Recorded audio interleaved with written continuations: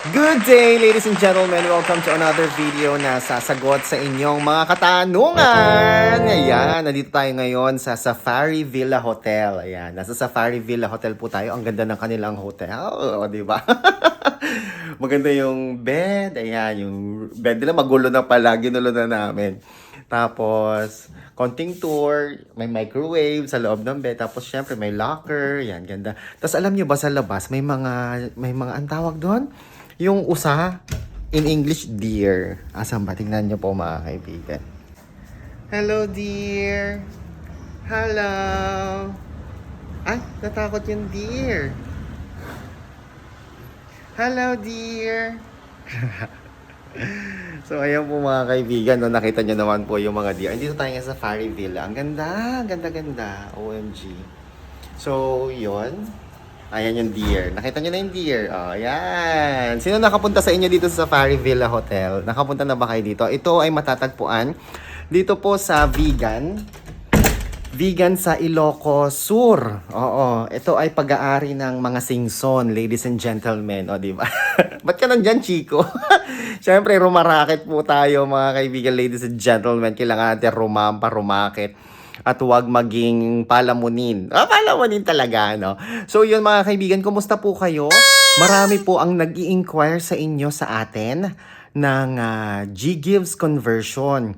For the meantime, ladies and gentlemen, naka-hold po muna yung ating G-Gives conversion.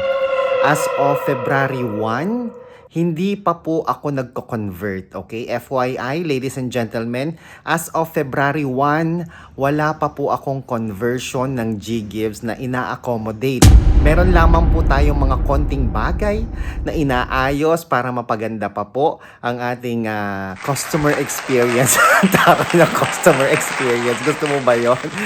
Pinapaganda po natin yung sistema natin, yung proseso po natin, para maging maayos. Ngayon, ladies and gentlemen, kung kayo po ay nakapagpa-convert noong February 1, ngayon ay February 2, bukas siguro February 3 and onwards, ladies and gentlemen, hanggat wala po akong notice na okay na po ang G-Gives conversion, wala pong G-Gives conversion na ina-accommodate si DJ Chico beginning February 1. Beginning February 1, walang G-Gives conversion na in-accommodate si DJ Chico. Kung meron kayong G-Gives conversion ng February 1, may nag-PM sa inyo, may nag-alok sa inyo, scam po yan, ladies and gentlemen. That is a big scam.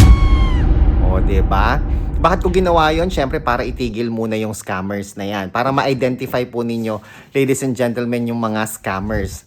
So, mag-ingat po kayo, mga kaibigan, sa mga scammers. Okay? At, nako, talagang delikado po ang panahon ngayon. Ang dami na pong nangi-scam at gumagamit po ng pangalan ni DJ Chico Arellano Chico, okay?